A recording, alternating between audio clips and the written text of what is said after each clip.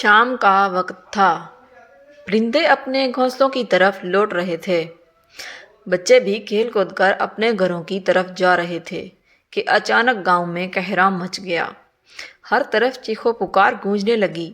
کسی کی سمجھ میں کچھ نہیں آ رہا تھا کہ کیا ہو رہا ہے۔ جس طرف شور تھا بس ہر کسی نے اسی طرف دوڑ لگا دی۔ بچے نوجوان دوڑتے ہوئے آواز کی سمت بھاگ رہے تھے۔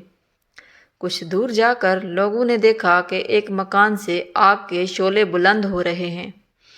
یہ خوفناک منظر دیکھ کر لوگوں نے اپنے گھروں کی طرف بھاگنے میں ہی اپنی عافیت سمجھی۔ آخر وہ گھنٹے کے بعد وہ خطرناک قسم کی آگ خود بخود بجھ گئی۔ اب اندھیرا بھی کافی چھا چکا تھا اور وہ مکان بہت بھیانک منظر پیش کر رہا تھا۔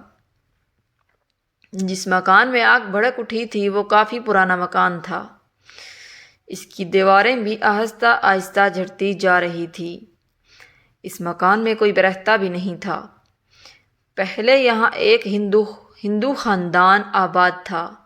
ان کے جانے کے بعد وہ مکان برسوں تک خالی رہا۔ پھر ایک سرکاری افسر نے اس مکان کی مرمت کرائی اور آباد ہو گئے۔ وہ یہاں ایک سال بھی نہیں رہے تھے کہ دوسری جگہ منتقل ہو گئے، کیونکہ اس گھر میں آئے روز عجیب اور خطرناک واقعات ہونے لگے تھے، جس سے تنگ آ کر انہیں یہ مکان چھوڑنا پڑا۔ اب اس مکان میں پرندوں کی آواز کے علاوہ کوئی چیز سنائی نہیں دیتی اور نہ کوئی اس مکان کی جانب جاتا تھا۔ اس روز پتہ نہیں کیا ہوا کہ اچانک آگ بھڑک اٹھی، اور اس دن کے بعد ایسے واقعات اس جگہ کا معمول بن چکے ہیں۔ کبھی خوفناک آوازیں سنائی دیتی ہیں تو کبھی کسی بھیانک شکل والے آدمی کو اس گھر میں داخل ہوتے دیکھا جانے لگا۔ ذیشان کا دیندار گھرانہ بھی اسی گاؤں میں تھا۔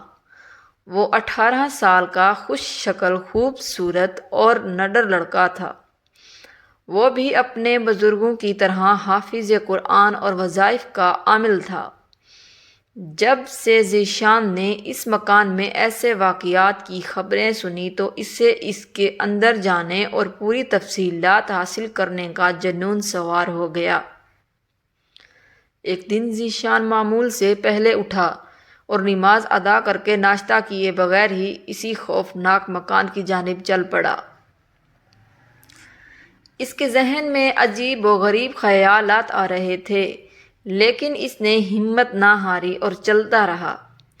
جب وہ مکان کے دروازے تک پہنچا تو اسے اندر سے ایک آواز سنائی دی، "رک جا، نادان لڑکے، ورنہ تیرا حشر برا ہوگا۔" پہلے ذیشان نے اسے اپنا وہم سمجھا، لیکن جب دوسری بار آواز آئی تو ذیشان سمجھ گیا کہ واقعی اس گھر میں جنات ہے۔ "میں تم سے ڈرنے والا نہیں، میں صرف اللہ سے ڈرتا ہوں، جس نے تمام مخلوقات کو پیدا کیا اور جو ہمیشہ رہنے والا ہے۔" ذیشان یہ کہتے ہوئے اندر داخل ہو گیا۔ مکان میں مکمل طور پر خاموشی چھا چکی تھی اور پرندوں کی چہچہاہٹ بھی بند ہو گئی تھی۔ خاموشی اتنی تھی کہ ذیشان اپنے دل کی دھڑکن بھی سن سکتا تھا۔ پیچھے سے کسی چیز کے گرنے کی آواز سے ذیشان کا چونکا اور پیچھے دیکھنے پر مجبور ہو گیا، لیکن وہاں کسی چیز کا نشان تک نہیں تھا۔ ذیشان چوکنا ہو کر ایک کمرے کی طرف بڑھنے لگا۔ چلتے چلتے اسے اچانک خیال آیا کہ کچھ دن پہلے تو اس گھر میں آگ لگی تھی، لیکن اب تو راکھ تک نظر نہیں آ رہی۔ ذیشان ابھی اسی سوچ میں ہی ڈوبا ہوا تھا کہ پیچھے سے کسی نے اس کی گردن پر ہاتھ سے زوردار ضرب لگائی اور سختی سے پکڑ لیا۔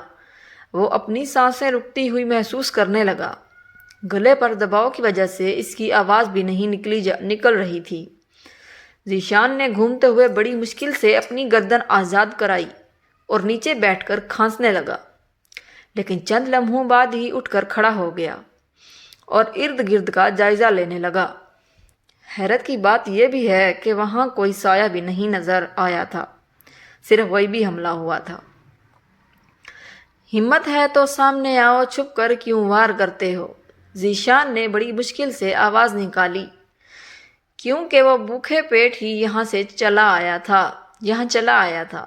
ذیشان کے کہتے ہی اس کے گھر میں کہکے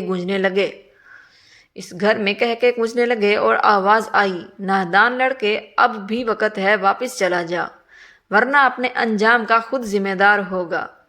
نہیں، آج میں تمہیں ختم کر کے جاؤں گا۔ آئے دن گاؤں میں تماشا بنایا ہوا ہے اور سب گاؤں والوں کو تنگ کیا ہوا ہے، ذیشان نے گرجدار آواز میں کہا، اور ایسا محسوس ہونے لگا جیسے پورا گھر ہل رہا ہو۔ ذیشان نے بڑی مشکل سے خود کو گرنے سے بچایا اور کمرے کی جانب بڑھنے لگا۔ نادان لڑکے، کمرے کی طرف مت جانا، ورنہ تیرا حشر بہت بھیانک ہوگا۔ آواز کو سن کر ذیشان اور بھی تیزی سے کمرے کی جانب لپکا، لیکن ٹھوکر لگنے سے درمیان میں گر گیا۔ شیطانوں، ہمت ہے تو سامنے آؤ۔ ذیشان نے یہ کہہ کر دل میں کوئی وظیفہ پڑھنا شروع کر دیا، اور کچھ دیر بعد دیوار سے ایک چمگادڑ نمودار ہوئی جو ذیشان پر جھپٹی۔ ذیشان کا وظیفہ بھی مکمل ہو چکا تھا، اسی لیے اس کے پھونک مارنے کی دیر تھی کہ چمگادڑ دیوار سے ٹکرا کر تڑپنے لگی اور کچھ دیر بعد غائب ہو گئی۔ ذیشان کی ہمت بندھی اور پھر سے کمرے کی طرف چلنے لگا۔ کمرے میں داخل ہوتے ہی ذیشان کی نظر ایک مورتی پر پڑی جو لال آنکھوں والی بڑی بھیانک مورتی تھی۔ ذیشان نے اس مورتی کو ہاتھ لگانا چاہا، لیکن اس نے ہاتھ جیسے ہی قریب کیا تو اسے ٹانگ میں شدید درد کا احساس ہوا اور اس کے منہ سے زوردار چیخ نکلی جس سے پورا گھر لرز اٹھا۔ ذیشان کے حواس بحال ہوئے تو اس نے دیکھا کہ مورتی کو ایک بھیانک اور زہریلے سانپ نے اپنی لپیٹ میں لے لیا ہے، اور وہ سانپ پوری طرح اس مورتی سے جکڑا ہوا ہے۔ ذیشان نے کچھ پڑھنا شروع کیا تو سانپ مورتی کو آزاد کرتے ہوئے ذیشان کی طرف بڑھنے لگا۔ سانپ کے قریب آتے ہی ذیشان نے پھونک ماری اور سانپ 2 ٹکڑوں میں تقسیم ہو کر غائب ہو گیا۔ اب ذیشان مورتی کی طرف بڑھا اور اسے سر سے بھی اوپر اٹھا کر زور سے نیچے پھینکا۔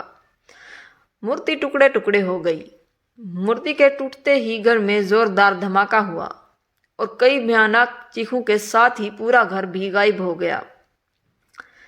چیخیں ختم ہونے کے بعد جب ذیشان نے آنکھیں کھولیں تو وہ یہ دیکھ کر دم بخود رہ گیا کہ وہ کمرے کے بجائے خالی میدان میں کھڑا تھا اور گھر کا کوئی نام نشان بھی نہیں تھا۔ ایسے لگ رہا تھا جیسے یہ میدان ایسے پڑا ہے اور وہاں کبھی گھر تھا ہی نہیں۔ اس وقت دوپہر کے 2:30 بج رہے تھے اور ذیشان کو بھوک بھی ستا رہی تھی، اسی لیے اس نے گھر کا راستہ لیا اور کھانا کھا کر آرام سے سو گیا۔ شام کو جب سو کر اٹھا تو اس نے لوگوں سے یہ بات سنی کہ واقعی مکان کسی غیبی طاقتوں کا گڑھ تھا جو اب غائب ہو گیا۔ لوگ دور کھڑے ہو کر اس مکان والی جگہ کا جائزہ لیتے ہوئے مختلف باتیں کر رہے تھے۔ ان لوگوں میں ذیشان بھی شامل ہو گیا اور کسی کو خبر تک نہ ہوئی کہ یہ سب ذیشان کا کارنامہ ہے۔ ذیشان لوگوں کو باتیں سن کر مسکرا رہا تھا۔ اسی گاؤں کا چھپار ستم آج تک نامعلوم ہے۔